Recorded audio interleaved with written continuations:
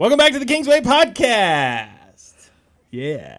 This is it. This is it. The moment has arrived. This is the moment we've been telling you about for an entire 1 week. For an entire 1 week. We told you it was coming. Anticipation is built.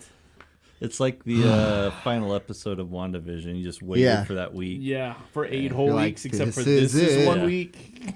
Yeah. So we warned you last week that we were going to be doing a series called The Chosen, kind of first responses or kind of reflections. 2 of these people out of the 3 just watched the first episode in its completion for the first time. Me and John. No, John. That's why they're on that side of the table. Me, I watched the first episode probably the most out of any. So like that's I've rewatched because like I literally tried to get a bunch of people to start watching. So I was like, watch the first episode with you. Now, I've seen clips. Like I saw a few snippets, but not in its entirety. Yes, and I think there's a fullness to getting to see an episode that kind of gives you the feel for the whole show. Yeah. Oh, for sure. It was definitely better than the clips. Oh my gosh. Yeah. So we're going to get there. So let's just go there. So here's the the very quick thing. If you have not watched The Chosen, this is spoilers. So like We're going to spoil everything. we're going to reflect and spoil. We're going to tell you the acronym that The Chosen stands for. No, it's that not. they show you at the end of the episode. No, I'm kidding. they don't. That's not true. It's only episode trying to 1 think of one. of That's season really 1. tough. It's only episode 1 of season 1 though. So don't think we're spoiling like everything. So if you they are hour-long episodes. So they're a little longer than I thought. I thought they were like 40. They're like 50. This was like 56 minutes or something. Yeah, it was like, a I lot like, longer than I Yeah. expected. holy cow. I checked my watch a time or two, not because it was bad, but because it was like, am I wasting the entire day? Yep. Not wasting, but like, is it going away? It's a long time. Yeah. It really was. That being said, though, let's say this. So spoilers, if you haven't watched, stop now, because here they come. Please watch Couple it. quick things. It's Christ happens on show every night. Ooh, Yeah, that's big. the Chosen acronym. Christ happens on show every night. Oh my gosh, you guys are ridiculous. Very quick. because I was like, Christ has one, and I couldn't finish it. So first reflections. What did you actually think? Because I hyped it. I've kind of hyped this up a little bit. Maybe it's overhyped. That can happen. No, not overhyped. Yeah, it was good. You want to go first? Do you have initial thoughts? Ryan, what's your first thoughts? I'm going to take up the whole half hour with this. Dude, nail it. Go. It was so good. Yeah, It was a show that I would watch. Yep. Like, well developed. Characters were developed well. The style felt modern. Like, as a show, it did the story was great. I was impressed by the production. Yeah. Like, that was Yeah. way better than I even was assuming it would be. Agreed. I've heard good things, but like until you see it, I was in that world. Like I didn't think like, oh, this was done in an Arizona town that they dressed up. Like For real. Yeah. Yes. And the tightness of the shots, the lighting, like everything feels. The Christopher There's Nolan not like music, one the scene that's like dun. overlit, kind of like Yeah. our podcast where Yeah. like one episode's like bright and then the like episode's One like, week you're like, what's it going on? And the next week you're wearing your sunglasses to watch it. Yes. Yeah. Theirs were very well Yeah, produced. Like that's through good. the whole thing. Oh, details. wow. Yeah. And the thing that stuck out to me, I've rewatched it, is the music. It is so like thematic and like it brings and draws you in, and they have these like great like tribal kind of chanty things at times that seem totally like they would be corny, but they just like make you feel like this residence. Yeah, it was good. All right? So what part? Because this is the first episode here. We're not going to really talk about storyline, but like what part stuck out to you? Like what is the thing? Like obviously the ending of first episode is like the powerful moment. Yeah. But, like what sticks out to you when you're thinking through that first episode? What stuck out to me was like how well they did their homework. Yeah. So even stuff as small as the tax collector, who's Matthew, who wrote the Gospel of Matthew, which is just like spoiler on just a Bible level. You're reading the Bible. Spoiler alert. I read the book first, so I'm sorry. But how he's a tax collector, he was doing math, so he was counting on his fingers, but he wasn't going pinky, ring, middle for 1, 2, 3. He was doing the creases in your finger. Yeah, because he was like pinky near the palm and pinky in the middle and pinky near the tip. That was like 1, 2, 3, 4, 5, 6, and he'd only gotten to the end of his ring finger. I was like, this guy did his homework, Dude. That's like how they counted. That's why like 12 makes a lot of sense because there's 12 low creases on your 4 fingers and like, dude. Yeah. Oh my gosh. You went to a school that didn't appreciate math either. Yeah, so we didn't even get taught the full finger counting. Sorry. Love you. Love you. I definitely agree. The names, like every person that I felt like every person in that first episode, they're like, my name's da da da, and you're like, if you're a Bible nerd at all, you're like, oh snap, that's so and so. Like this guy's gonna lead the church, and he's in a fist fight with his brother-in-law. Yes. I mean, it's not like what I expected. It was good. I really enjoyed the character development. I even think I turned and said something to you because I loved how they showed Nicodemus's heart, because you don't get a lot of detail with Nicodemus. You kind of get, you like assume John 3. A lot. Yeah, you assume a lot with him and his story, because like for him to do that, what we were told obviously says a lot about who he is. So they kind of take some liberty, but I don't think it's overbounding liberty what they take. So for him and the interaction with his wife, and you just see but you can see it. Like that's just it. I don't think it was too liberal in what they did, but at the same time I think really it was tastefully done. So getting to see that kind of develop, and really, because I mean they could have just did the Bible thing where they just throw him in there and then you have to kind of learn who he is as the story's happening, but instead they give you this whole background. And then Peter, obviously, like that's such a fun character, seeing him as Simon and then just being like, yes, like if you're Jesus, like I'm choosing you. Like, you know what I mean? Like it makes you want him. Guy. If I can turn him into somebody, then I can turn anybody. That's what I was just like. And then it was. I love the little interaction with his wife. The humor is always what showed you his heart to why Jesus would choose him. So it's I just like, love that little interaction with his wife where she's sarcastic with him, and she's like, she's playing, and like his brother and him have these snidey like. Andrew's my favorite out of the first episode, because the Gospels don't give you a ton about Andrew. Exactly. They give you a ton about Peter. Mm-hmm.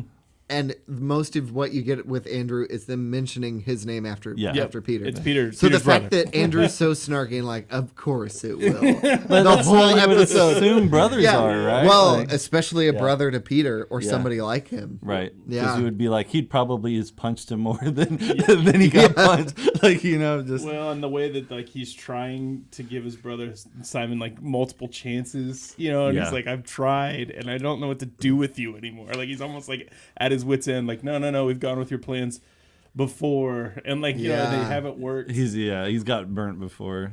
How like conniving he is. He would be, but it's not the conniving it's where you hate him. Sinister. It's the conniving it's where like, you're I'll like, get out, stop it. Yeah, I'll get us out of this one. Yeah, and you're like, and he gets you out of that one only to get you in another one, and you're like, worse. I'll get us out of this one. Stop getting us out of these.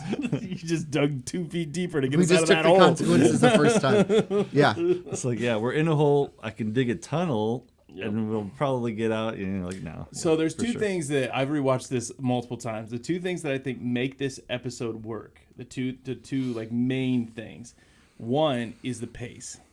Yeah. The pace of this episode, it doesn't rush.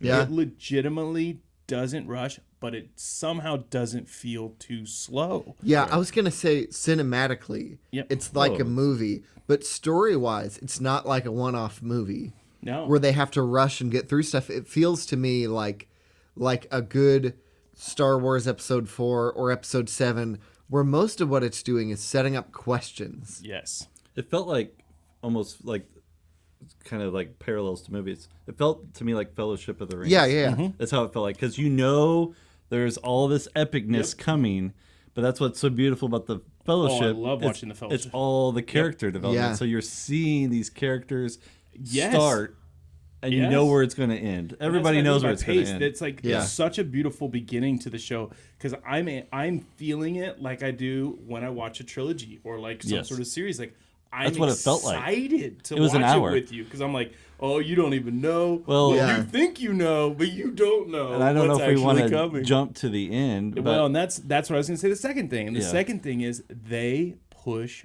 boundaries. Yeah. They don't stay necessarily in the safest lane. No. Like the perfect scene is with Mary when she's got the demon in her. Yeah. And like Nicodemus is trying to cast out these demons. And like the way they show her, it's not like off in the distance, like dark. It is a creepy, very like if my kids are watching that, I'm having to explain stuff out. It's not too far. Yeah. No. Where like in a graphic way. But it goes pretty far in a suspense way. Yes. Well, where it's like they're pushing it, but they're not going over. Because the music was just like you're like it gave depth because you're like, oh, this is and the scary. Fear on Nicodemus, you could tell is legitimate, and he's going like, and it really the lesson out of that felt real because of how well. And that's another way I think they showed his heart because he had no business being there, but he wanted to be there, and.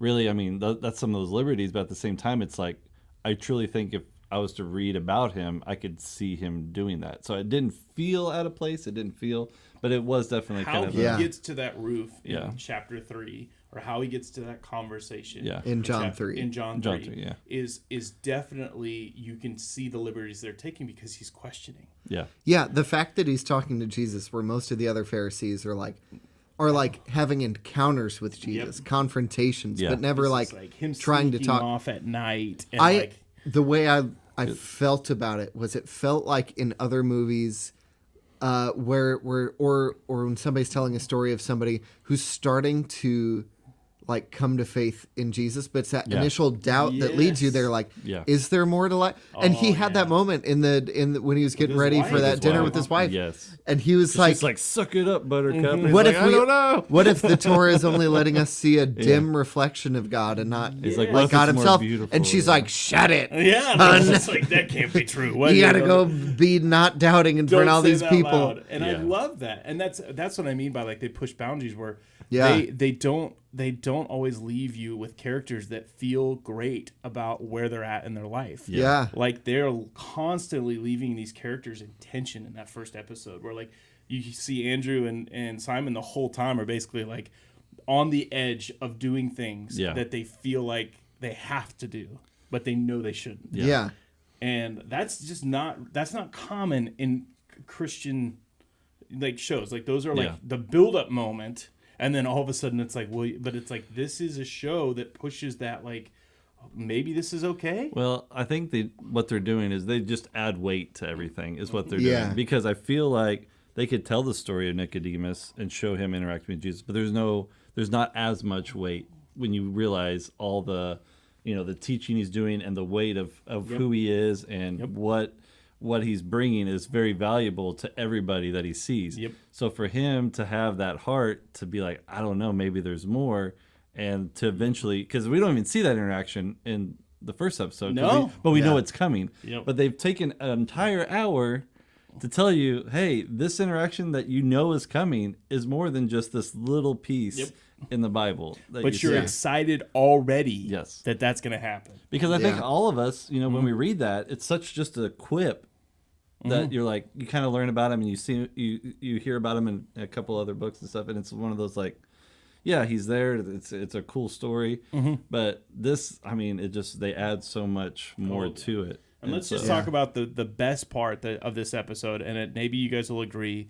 It starts out with this old, it's kind of like 28 years before, and it's this father and daughter, and the dad has got this cough, and he reads this piece of basically scripture from Isaiah. I think it's 43 something. It's 43 something, and it's this like basically I called you out. It's talking about Isaiah, but it's talking about basically the Messiah, and then he's talking about the separation of basically I think Israel from the nations, and he's talking about how you are mine now. Like I've redeemed you. And you're mine. And it's just this prayer that basically this father and daughter taught, the dad taught this girl to use as a tool to fight fear. Yeah, when she's scared, that's what we say. And it was beautiful because you hear that and you're like, oh, that's really cool. And then it jumps to Mary and she's 28 years later. It doesn't look like she's doing so hot. And she's still using it. She's still using it. So she's had these moments throughout you can tell thing. She's used it a lot. Yes. Because the paper's worn, the doll's like... and even the bartender says it's like this thing's been loved. Yeah, and so and you can see, through these flashbacks that her life has gotten worse and worse. Her dad dies soon afterwards. Her life seems to be like there's no one in her life that's close. Like she's tried clinging to God, but it's to no avail. And it's the statement that Nicodemus says, right? Like there's just limits to what we can do. Yeah, we're not God as humans. And it's like, oh man, and you can feel that intensity. And there's that touched by an angel moment, which is probably my least favorite of the episode, if I can just be critical, where she's at the beach, she's going to jump, and then it's this dove that flies over, which is slowest. I was going to say something during while we were watching, but it was like the moment. So, but it was like the slowest flying bird, and like, because for her to walk at such a slow, it would have to be hovering. I had that thought. Logistically, this bird's got to fly a little bit, wait for it to stop looking, circle back around, and then fly back.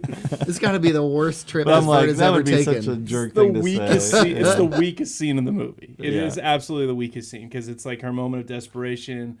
And she feels it. I much rather would have had like a poison or like something that she was, you know what I mean? Like the Frozen 2 moment where she's like, but like, it was, but that being said, it is Jesus. I want to make sure that we make the full pause because there's such a cool scene where she's got this bartender friend that is this communal position, right? Yeah. And because he's speaking some wisdom to her. Like, there's never a moment where I'm like, don't say that to her. It was like, it was all like protective father figure stuff. Well, like that one thing, he's like, you're going to take this medicine and you're going to take it until you feel better. And if you don't, we're going to go through hell together. Yeah. And her line back, do you remember what it was? I wouldn't wish that on my worst enemy. I wouldn't wish that on my worst enemy. Yeah. And I was like, oh, that's such a good line. Like, that such a good line. Yeah. Because you had your heartbreak moment, too. Because then he says, like, I don't know what else to do. After she comes back from the cliff, like he goes, I have nothing left to offer. So Nicodemus is at the end. Her father's wisdom's at the end. It's definitely and building. This friend, and like you're like you can just tell. And what does she want? She wants the drink. Yep. Yeah. Like she wants this thing that's gonna numb her from what she realizes. Yeah. And then boom. And then she. I love the interaction though. It's just so like bumps into him, and she's mean. Like, she's like, get off me. Yeah. Like, leave me alone. But the guys she makes eye contact. The guys she's used to doing that are not putting her best intentions. They're guys that want to use her for pleasure. Yeah. They're guys that want to use her. Well, and they showed that. Yes. Yeah, they showed the interaction of her like.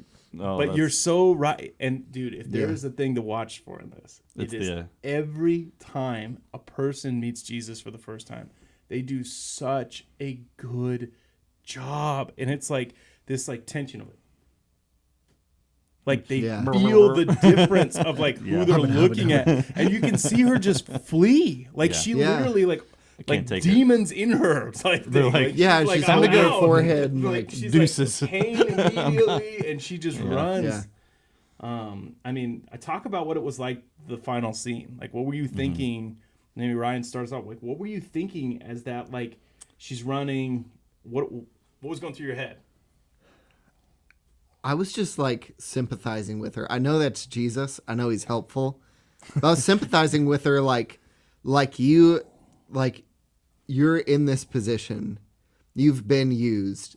And a guy comes up to you at the bar and you're like, get away from me, and you leave, and he walks out the door behind you. When I saw Jesus, there's this little moment. I probably shouldn't say this, but this little moment of like, because she doesn't know who it is. Absolutely. I'm trying to sympathize. So I'm like, I would feel, if I were her, I would feel uncomfortable at him coming out there. But he doesn't ever get close to her. Right. Nope. I think what they until were she comes forward. It was just him pursuing her in like a very respectful way, and then being like, and then saying that line. Mic drop, man. That's what John said in the middle of the episode. You're like, mic drop. And what was the mic drop moment? Oh, when he started him saying the verse. Yeah, he literally repeated everything. Like he knew her father's he knew her. verse. Like well, it's like he looked into her soul. Is what he So he says her name, and then he goes, "You are," and he quotes and he's saying, Isaiah 43. But he doesn't say Jacob and Israel. He No. says you and you. You. And it's like, and he's then- using like, you and me is how he's talking to her. and he's like, you are redeemed. And it's just, yeah. and then the way he touches her, it's like her father. If you go back and watch the opening scene, it's the same way her dad grabs her face. Yeah. Yeah. And I mean, it is just the coolest. That's what I'm saying. And that's what I felt like. It was like he pierced through her soul, saw into her heart, said exactly what she needed to hear, and held her exactly how she needed to be held. Oh, and it was just like he knew everything about her in that moment. Yeah. Like, this is what you need. I'm going to do this. Whether that's what they gives me goosebumps just thinking about it. And the way, and what I thought going into the end, it literally gave me the same feel. And I mentioned this before, was Fellowship at the end when they on the boat and the credits roll, and you're just like, oh, I want more. Like, Yeah, I don't want to wait anymore. And then like, because that's it. It was like, that's the journey's. It's not. They haven't even left the ground yet. You They haven't gotten in literally the boat. just met Jesus. Yeah. Simon and Andrew are Yeah. screwed. And like they have the worst plan Yeah. on the and then she actually is healthy. And Nicodemus has no idea. Yep. And And he's still despairing about it. Yes. And so there's so much that you're like, what's going to come next? I was so excited to start this journey, mainly because anybody that started, and I prefaced this before we started, I'm like, you're going to be tempted to watch ahead. And so I know there's going to be times where you're going to be like, all right, we're doing 2 this week. Because we're going to want to watch it. Because I think once you hit episode 3, you're just going to be like, I got to finish it. Like, we got to finish this because it's just a race to the end.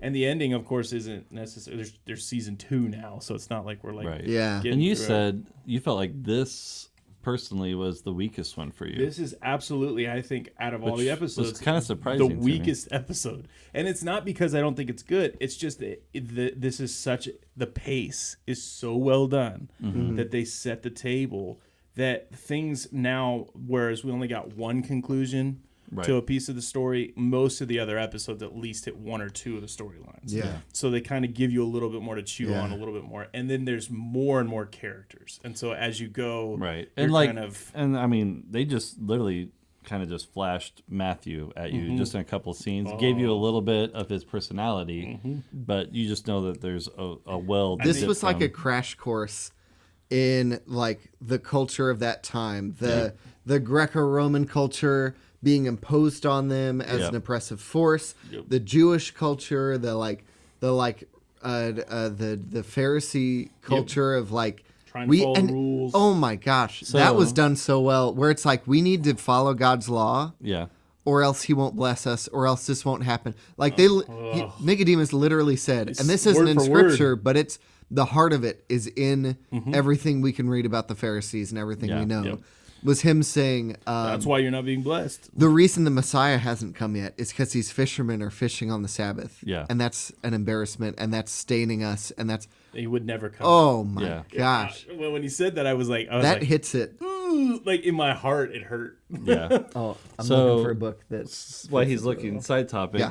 So, obviously, you probably noticed, like, there was some accents, and then there wasn't. And then, so you would have, like, appropriate accents for certain characters, and then you'd see a Roman soldier with just like a Missouri accent, and you're like, well, all the Roman soldiers in every movie have English accents, so why not just give them English accents? Finally, it's like, what are you doing? It's like, do your job. Maybe I will. You're like, where did that do come your from? job, Roman soldier. Get her done. There obviously are pieces of it that I definitely fits. feels that like tension of like all right. It's still a production of a lower level than maybe the highest. But I would even argue. I would that argue to say that was actually a good choice. Yeah, Really? no, it was a Because healthy choice. They help. Do I want to say all this? You go. I'm going to say this, and if you disagree, I know where you're going. I think put it in the they're portraying Rome as the superpower of the world, which is us. which it was, and they're portraying them with our accent, and we are currently, to a lot of standards, the superpower of the world, which is uncomfortable to watch. Yep. that Watch us and That our was the tension I accents felt, be too. like, move along, peasant. But it sounds like me. Yep. Well, not me, but it sounds like somebody. I thought I was listening to the Roman soldier just now. That's 1-to-1. Yeah. No, but I agree. I think that choice, and then the choice to cast for all like the Jews and the people, the natives living in this area, to cast people who do look more Middle Eastern and some black people and some whatever, because that's where Africa connects to. To cast them and to give them an accent of some sort to make them feel different. Yeah. Oh, and it definitely has like you guys commented this in like the first 10 minutes. You're like, wow, this looks and feels a lot more legitimate than I thought. And I was like, oh, this pulls you in. Like halfway through, you're like, bed sheets over trees. I had that pink striped bed sheet when I was No. Well, overall, like I don't know if we want to do like ratings, but like, you know, like I definitely think this episode is one of the weaker, but I still would give it like, you know, like a 7.7 out of 10, you know, something like where I'm like maybe even 8. Yeah, I'd go 8. Like I'd give it 4.5 shillings. I'd give it 12 gold pieces and a gold doubloon. I love that it's free. I love that anybody can watch it. Whatever our rating system. Do we need to do that? And 2 denarii. We need to come up with something, and Ryan can just put it down on the bottom of the screen. I think this episode. That seems like a lot of work. It does seem. I know it's just coming. Get on that, right? I know it's coming, and so I leave it a little lower because of that, not because I think it deserves to be lower. So. Do we do just a quick like 0 out of 10? I feel like that'd be something really good. Yeah. Done. I gave mine 7.7 is what I'd say an 8 out of 10. Not that anything was wrong, but that this kind of storyline, the first in a trilogy, that's what it feels like. Fellowship and Episode 4 and 7 of Star Wars. I feel like that can't be the best because there's so much expectation you want to leave room. Yep. So I'd give it an 8, but a very happy 8. Yep. Very pleased. I think I'm high up there as well. I would say 7.5. Yep. Just because like it was really well done. Like there was nothing distracting that I'm like, why are they doing this? No. Like I didn't find myself doing anything like that, so that's why I would put it pretty high. Yeah, I'd say a solid 7.5. I will say like the first episode is a lot more fun once you've finished it. Like I always race back to the first. Like I want to watch The Fellowship after the Return of the King. I want to watch Harry Potter the first one after I finish the last. Yeah. This is the same way. I really enjoy meeting the characters, knowing where they're at now, and I'm like, oh my gosh, I forgot how far. Like how far they've changed, you know. So well, that's cool. Give us your own ratings in the comments. Let us know if you agree or disagree with anything. Maybe you observed some things that we didn't. Maybe you like some things that we forgot to mention. Maybe you didn't like some of the things that we pointed out. Maybe you saw some other things that you thought needed some work. Whatever you choose to do, choose to subscribe and like the video. It always helps us and keeps you informed of the new content. And hopefully we'll have more episodes of this coming out, and you'll check out The Chosen yourself. Have a great and glorious day in the Lord. We'll see you guys later. Peace.